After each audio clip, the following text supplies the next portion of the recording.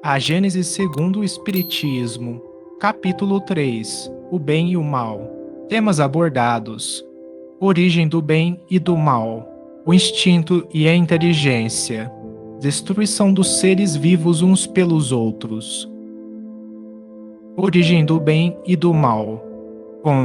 Sendo Deus o princípio de todas as coisas e sendo todo sabedoria, todo bondade, todo justiça, tudo que dele procede há de participar dos seus atributos, porquanto o que é infinitamente sábio, justo e bom nada pode produzir que seja inteligente, mal e injusto. O mal que observamos não pode ter nele a sua origem. 2. Se o mal estivesse nas atribuições de um ser especial, quer se lhe chame Arimane, nota 20, quer Satanás, ou ele seria igual a Deus, e, por conseguinte, tão poderoso quanto este, e de toda a eternidade como ele, ou isso seria inferior.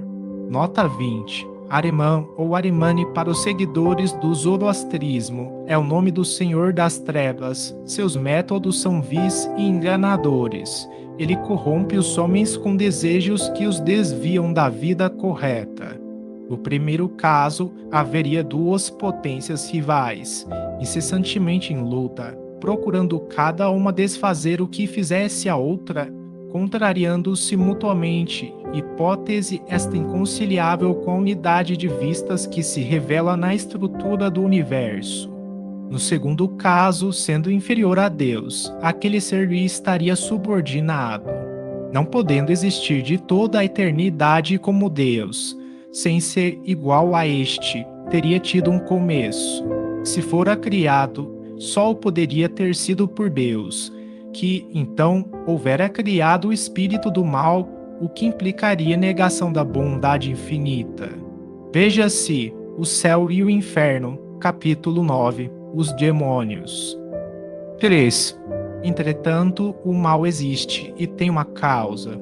Os males de toda espécie, físicos ou morais, que afligem a humanidade, formam duas categorias que importa distinguir: a dos males que o homem pode evitar e a dos que independem da vontade. Entre os últimos, cumpre-se incluam os flagelos naturais. O homem, cujas faculdades são restritas, não pode penetrar, nem abarcar o conjunto dos desígnios do Criador, aprecia as coisas do ponto de vista da sua personalidade, dos interesses factícios e convencionais que criou para si mesmo e que não se compreendem na ordem da natureza.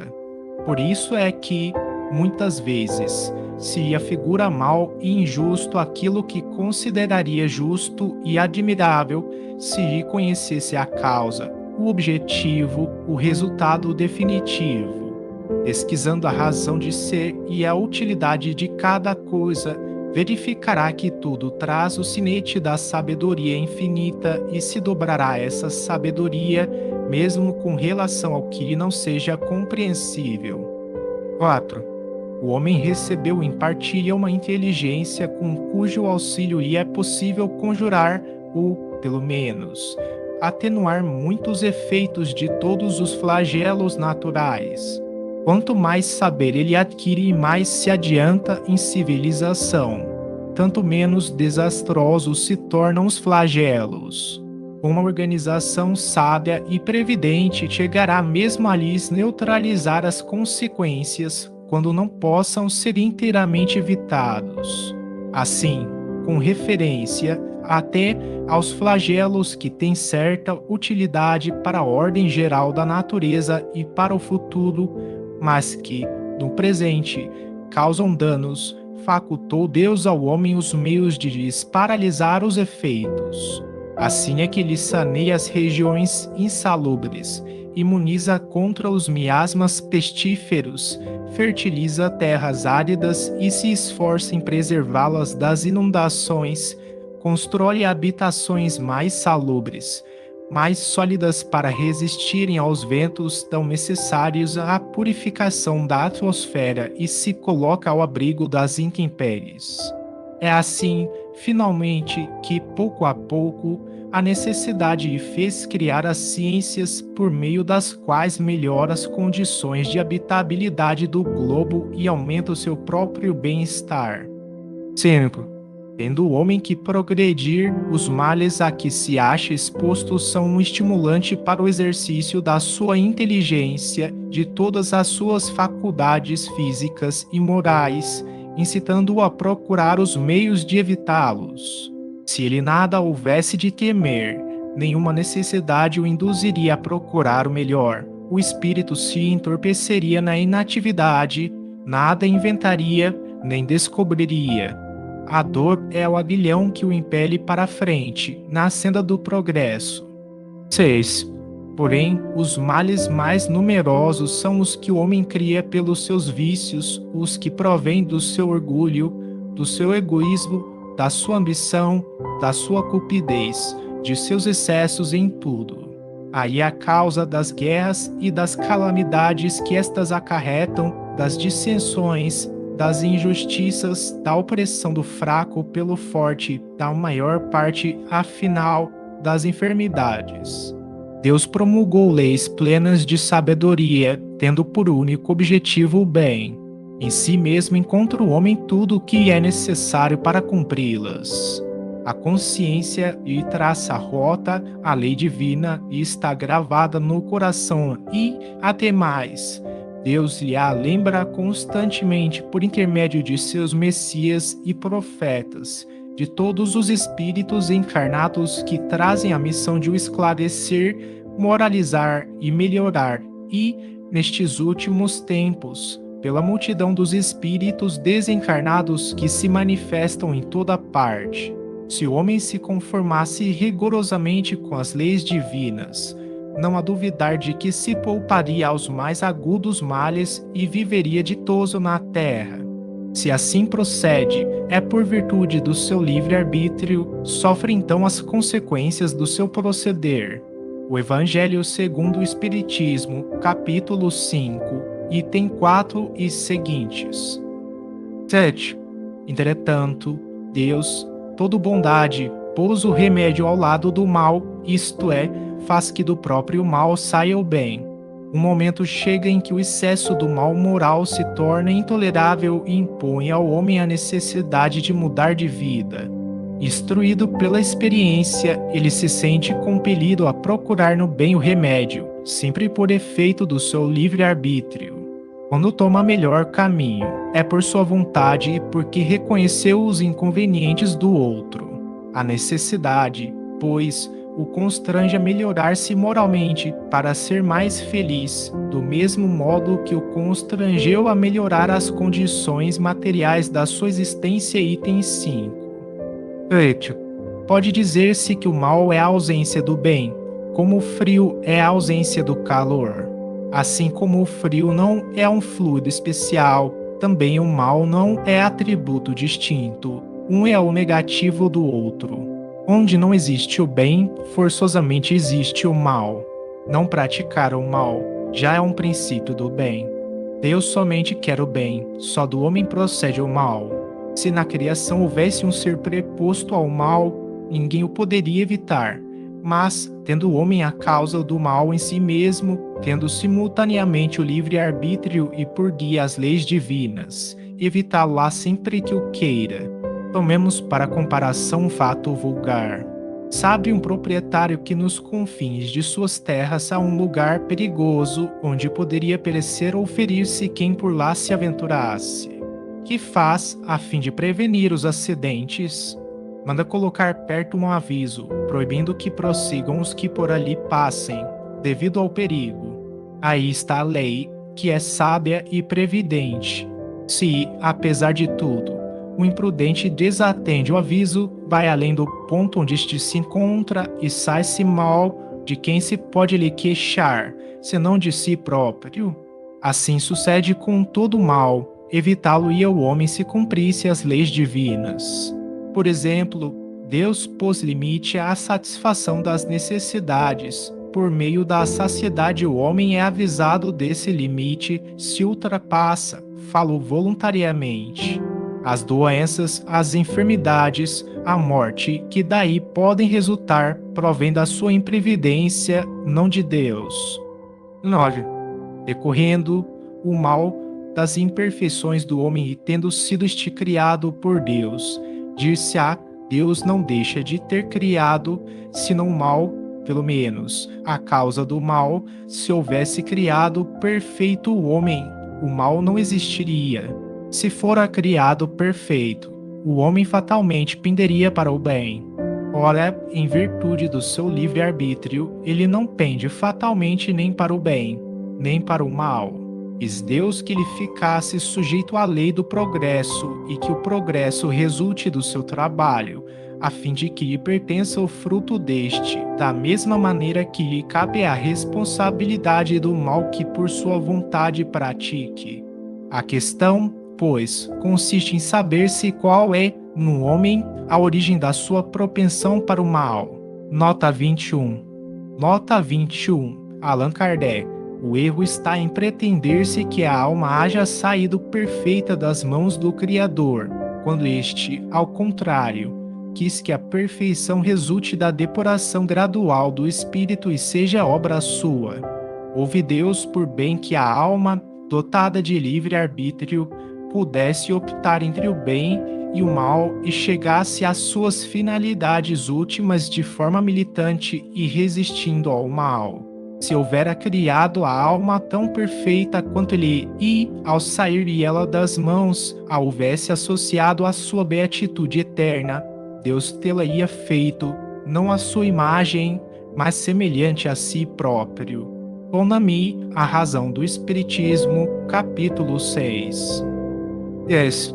Estudando-se todas as paixões e, mesmo, todos os vícios, vê-se que as raízes de umas e outros se acham no instinto de conservação, instinto que se encontra em toda a pujança nos animais e nos seres primitivos mais próximos da animalidade, os quais ele exclusivamente domina, sem o contrapeso do senso moral, por não ter ainda ser nascido para a vida intelectual. O instinto se enfraquece à medida que a inteligência se desenvolve, porque esta domina a matéria. O espírito tem por destino a vida espiritual, porém, nas primeiras fases da sua existência corpórea, somente as exigências materiais lhe cumpre satisfazer e, para tal, o exercício das paixões constitui uma necessidade para a conservação da espécie e dos indivíduos, materialmente falando. Mas, uma vez saído desse período, outras necessidades se apresentam a princípio semimorais e semimateriais, depois exclusivamente morais. É então que o espírito exerce domínio sobre a matéria, sacode o jugo, avança pela senda providencial que se lhe acha traçada e se aproxima do seu destino final. Se, ao contrário, ele se deixa dominar pela matéria, atrasa-se e se identifica com o bruto. Nessa situação, o que era outrora um bem, porque era uma necessidade da sua natureza, transforma-se num mal, não só porque já não constitui uma necessidade, como porque se torna prejudicial à espiritualização do ser. Muita coisa que é qualidade na criança torna-se defeito no adulto.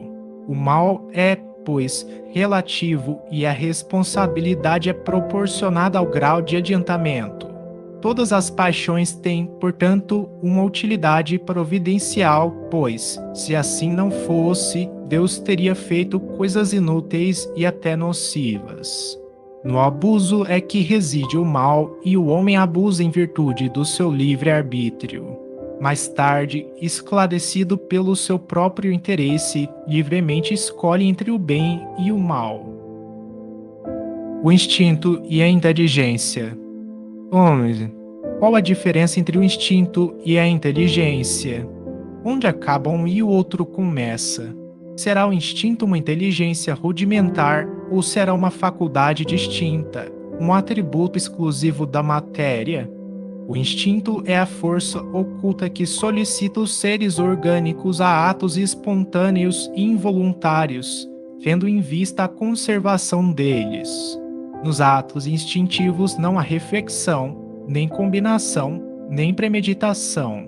É assim que a planta procura o ar, se volta para a luz, dirige suas raízes para a água e para a terra nutriente, que a flor se abre e fecha alternadamente, conforme se lhe faz necessário, que as plantas trepadeiras se enroscam em torno daquilo que lhes serve de apoio ou se lhe agarram com as gavinhas. É pelo instinto que os animais são avisados do que lhes é útil ou nocivo, que buscam, conforme a estação, os climas propícios, que constroem, sem ensino prévio, com mais ou menos arte, segundo as espécies, leitos macios e abrigos para suas progênies, armadilhas para apanhar a presa de que se nutrem, que manejam destramente as armas ofensivas e defensivas de que são providos, que os sexos se aproximam, que a mãe choca os filhos e que estes procuram seio materno. No homem, no começo da vida, o instinto domina com exclusividade. É por instinto que a criança faz os primeiros movimentos, que toma o alimento, que grita para exprimir as suas necessidades, que imita o som da voz, que tenta falar e andar. No próprio adulto, certos atos são instintivos, tais como os movimentos espontâneos para evitar um risco, para fugir a um perigo, para manter o equilíbrio do corpo, tais ainda o piscar das pálpebras para moderar o brilho da luz, a respiração, etc. 12. A inteligência se revela por atos voluntários, refletidos, premeditados, combinados, de acordo com a oportunidade das circunstâncias. É incontestavelmente um atributo exclusivo da alma. Todo ato maquinal é instintivo, o ato que denota reflexão, combinação, deliberação é inteligente. Um é livre, o outro não é. O instinto é guia seguro, que nunca se engana. A inteligência, pelo simples fato de ser livre, está, por vezes, sujeita a errar. Ao ato instintivo falta o caráter do ato inteligente, revela, entretanto, uma causa inteligente essencialmente apta a prever. Se admitir que o instinto procede da matéria, ter-se-á de admitir que a matéria é inteligente, até mesmo bem mais inteligente e previdente do que a alma, pois que o instinto não se engana, ao passo que a inteligência se equivoca. Se considerar o instinto uma inteligência rudimentar, como se é de explicar que, em certos casos, seja superior à inteligência que raciocina? Como explicar que torne possível se executem atos que esta não pode realizar? Se ele é atributo de um princípio espiritual de especial natureza, qual vem a ser esse princípio? Pois que o instinto se apaga, dar-se-á que esse princípio se destrua? Se os animais são dotados apenas de instinto, não tem solução o destino deles e nenhuma compensação os seus sofrimentos, o que não estaria de acordo nem com a justiça, nem com a bondade de Deus. Capítulo 2, versículo 19. 13. Segundo outros sistemas, o instinto e a inteligência procederiam de um único princípio. Chegado a certo grau de desenvolvimento, esse princípio, que primeiramente apenas tiver as qualidades do instinto, passaria por uma transformação que lhe daria as da inteligência livre. Se fosse assim, no homem inteligente que perde a razão e entra a ser guiado exclusivamente pelo instinto, a inteligência voltaria ao seu estado primitivo e, quando o homem recobrasse a razão, o instinto se tornaria inteligência e assim alternadamente a cada acesso, o que não é admissível. Aliás, muitas vezes o instinto e a inteligência se revelam simultaneamente no mesmo ato. No caminhar, por exemplo, o movimento das pernas é instintivo, o homem põe maquinalmente um pé à frente do outro, sem nisso pensar, quando, porém, ele quer acelerar ou demorar o passo, levantar o pé ou desviar-se de um tropeço, há cálculo, combinação, ele age com deliberado propósito. A impulsão involuntária do movimento é o ato instintivo, a calculada direção do movimento é o ato inteligente. O animal carnívoro é impelido pelo instinto a se alimentar de carne, mas as precauções que toma e que variam conforme as circunstâncias para assegurar a presa, a sua previdência das eventualidades são atos da inteligência. 14. Outra hipótese que, em suma, se conjuga perfeitamente à ideia da unidade de princípio, ressalta do caráter essencialmente previdente do instinto e concorda com o que o Espiritismo ensina, no tocante às relações do mundo espiritual com o mundo corpóreo. Sabe-se agora que muitos espíritos desencarnados têm por missão velar pelos encarnados, dos quais se constituem protetores e guias, que os envolvem nos seus eflúvios fluídicos, que o homem age muitas vezes de modo inconsciente, sob a ação desses eflúvios. Sabe-se, ademais, que o instinto, que por si mesmo produz atos inconscientes, predomina nas crianças e, em geral, nos seres cuja razão é fraca. Ora, segundo esta hipótese, o instinto não seria atributo nem da alma, nem da matéria, não pertenceria propriamente ao ser vivo, seria feito da ação direta dos protetores invisíveis que supririam a imperfeição da inteligência, provocando os atos inconscientes necessários à conservação do ser. Seria qual a andadeira com que se amparam as crianças que ainda não sabem andar. Então, do mesmo modo que se deixa gradualmente de usar a andadeira, à medida que a criança se equilibra sozinha, os espíritos protetores deixam entregues a si mesmos os seus protegidos, à medida que estes se tornam aptos a guiar-se pela própria inteligência.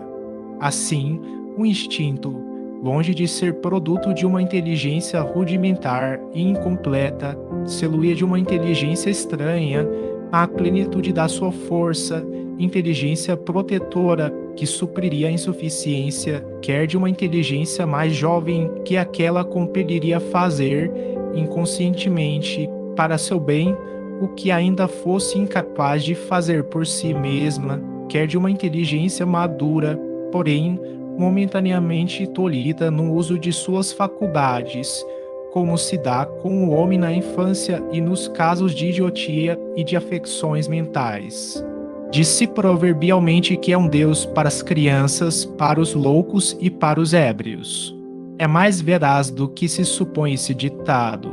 Aquele Deus, outro não é senão um espírito protetor, que vela pelo ser incapaz de se proteger, utilizando-se da sua própria razão. 15.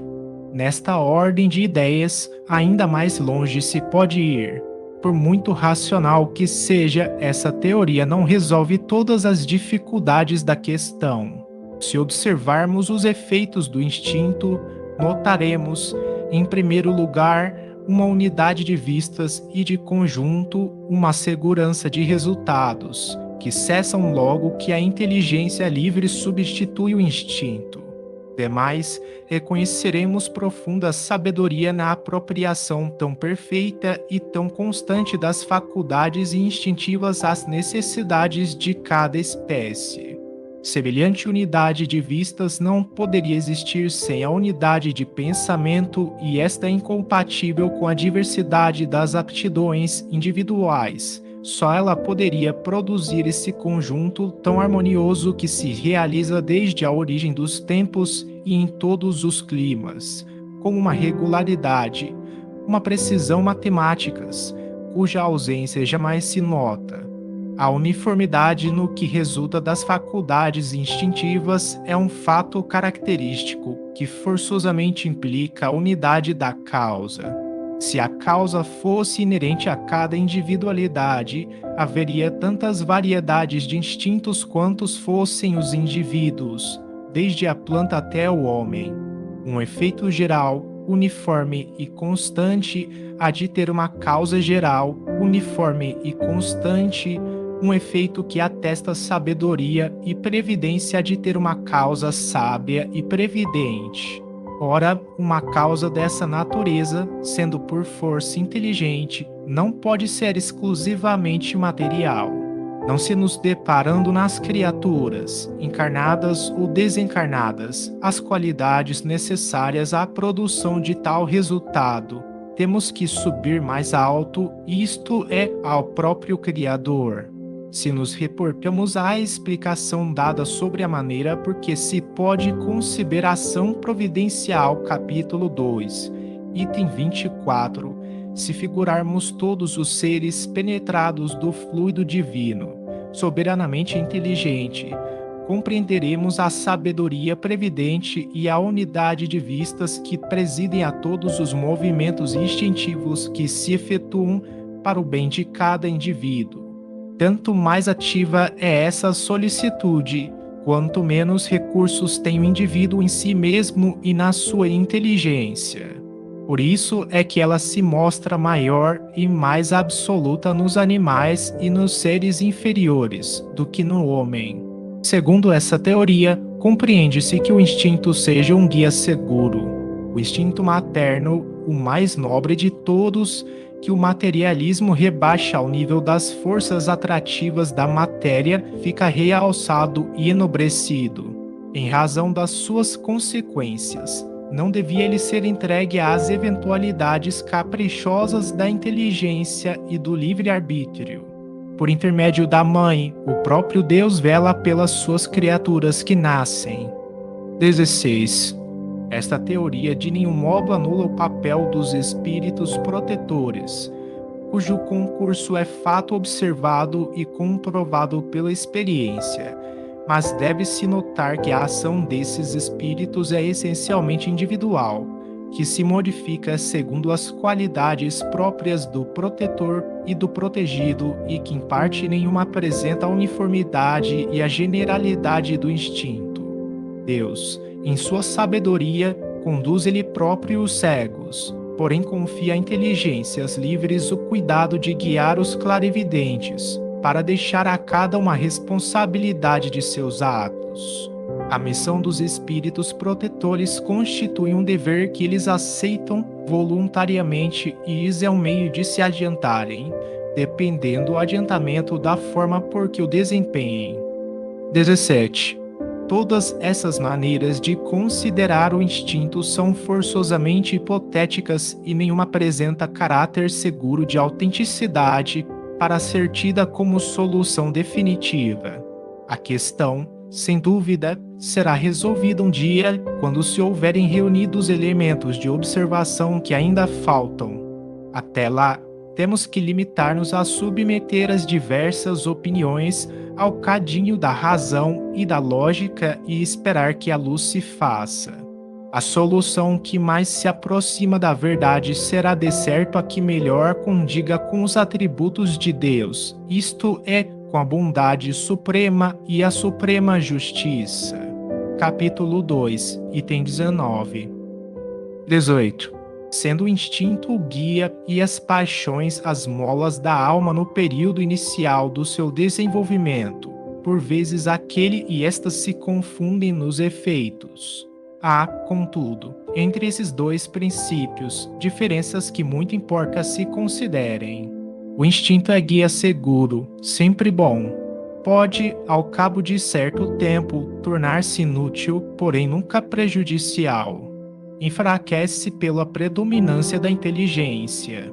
As paixões, nas primeiras idades da alma, têm de comum com o instinto serem as criaturas solicitadas por uma força igualmente inconsciente. As paixões nascem principalmente das necessidades do corpo e dependem, mais do que o instinto, do organismo. O que, acima de tudo, as distingue do instinto é que são individuais e não produzem, como este último, efeitos gerais e uniformes. Variam, ao contrário, de intensidade e de natureza, conforme os indivíduos. São úteis, como estimulante até a eclosão do senso moral que faz nascer de um ser passivo, um ser racional. Nesse momento, as paixões tornam-se não só inúteis, como nocivas ao progresso do espírito, cuja desmaterialização retardam, abrandam-se com o desenvolvimento da razão. 19. O homem que constantemente só agisse pelo instinto poderia ser muito bom, mas conservaria adormecida a sua inteligência. Seria qual criança que não deixasse as andadeiras e não soubesse utilizar-se de seus membros. Aquele que não domina as suas paixões pode ser muito inteligente, porém, ao mesmo tempo, muito mau. O instinto se aniquila por si mesmo, as paixões somente pelo esforço da vontade podem domar-se. Destruição dos seres vivos uns pelos outros. Gente, a destruição recíproca dos seres vivos é, dentre as leis da natureza, uma das que, à primeira vista, menos parecem conciliar-se com a bondade de Deus. Pergunta-se por que lhes criou-lhe a necessidade de mutuamente se destruírem, para se alimentarem uns à custa dos outros. Para quem apenas vê a matéria e restringe a vida presente à sua visão, há disso, com efeito, parecer uma imperfeição na obra divina. É que, em geral, os homens apreciam a perfeição de Deus do ponto de vista humano, medindo-lhe a sabedoria pelo juízo que dela formam. Pensam que Deus não poderia fazer coisa melhor do que eles próprios fariam, não lhes permitindo a curta visão de que dispõem apreciar o conjunto. Não compreendem que um bem real possa decorrer de um mal aparente. Só o conhecimento do princípio espiritual, considerado em sua verdadeira essência, e o da grande lei de unidade, que constitui a harmonia da criação, pode dar ao homem a chave desse mistério e mostrar-lhe a sabedoria providencial e a harmonia exatamente onde apenas vê uma anomalia e uma contradição. 21. A verdadeira vida, tanto do animal como do homem, não está no invólucro corporal, do mesmo que não está no vestuário. Está no princípio inteligente que persiste e sobrevive ao corpo. Esse princípio necessita do corpo para se desenvolver pelo trabalho que cumpre realizar sobre a matéria bruta.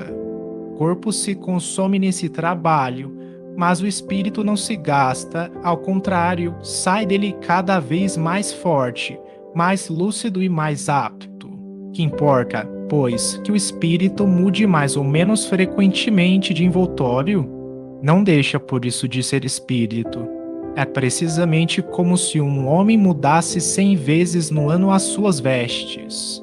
Não deixaria por isso de ser homem.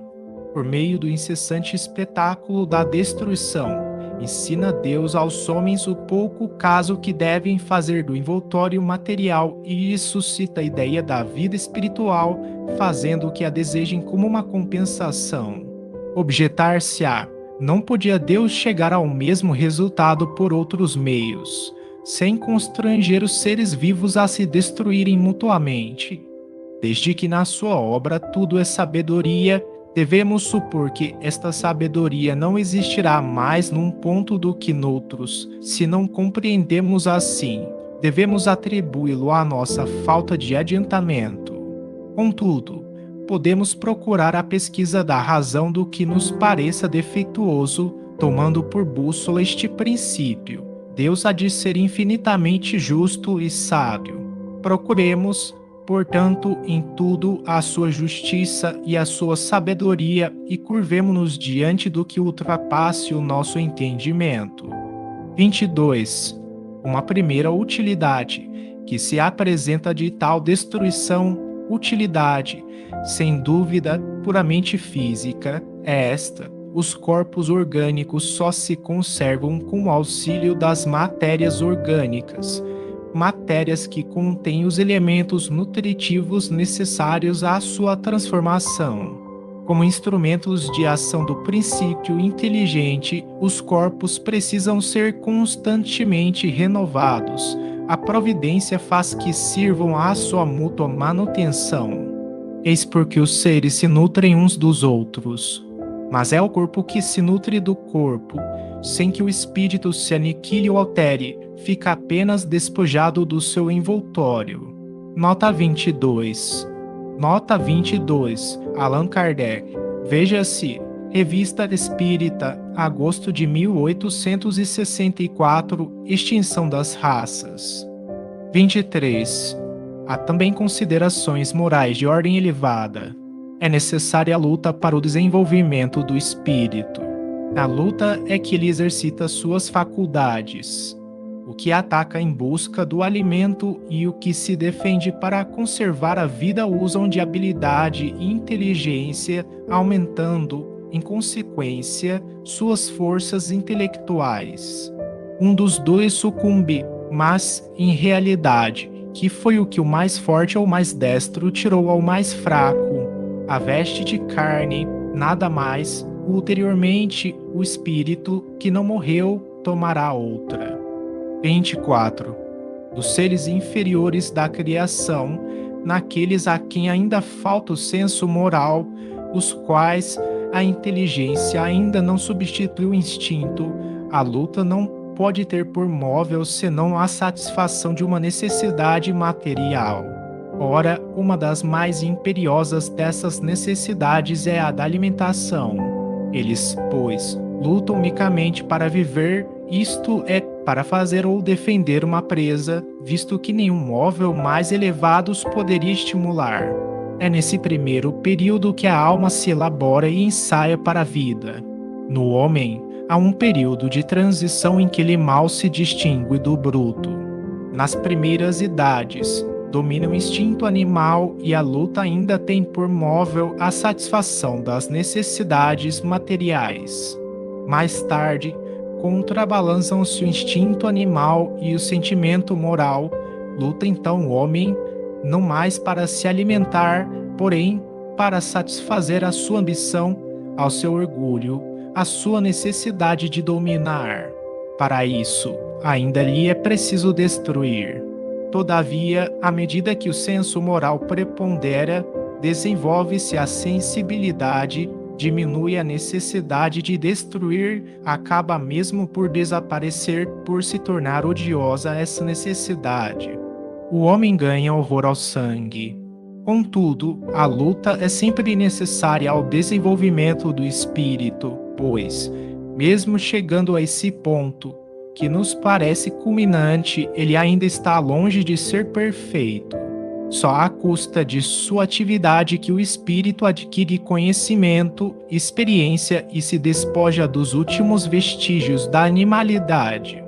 Mas, nessa ocasião, a luta, de sangrenta e brutal que era, se torna puramente intelectual. O homem luta contra as dificuldades, não mais contra os seus semelhantes. Nota 23. Nota 23. Allan Kardec. Sem prejulgar das consequências que se possam tirar desse princípio, apenas quisemos demonstrar, mediante essa explicação, que a destruição de uns seres vivos por outros em nada infirma a sabedoria divina e que, nas leis da natureza, tudo se encadeia. Esse encadeamento forçosamente se quebra desde que se abstraia do princípio espiritual, razão por que muitas questões permanecem insolúveis, por só se levar em conta a matéria. As doutrinas materialistas trazem em si o princípio de sua própria destruição, tem contra si não só o antagonismo em que se acham com as aspirações da universalidade dos homens e suas consequências morais, que farão sejam elas, as doutrinas, repelidas como dissolventes da sociedade, mas também a necessidade que o homem experimenta de se inteirar de tudo que resulta do progresso.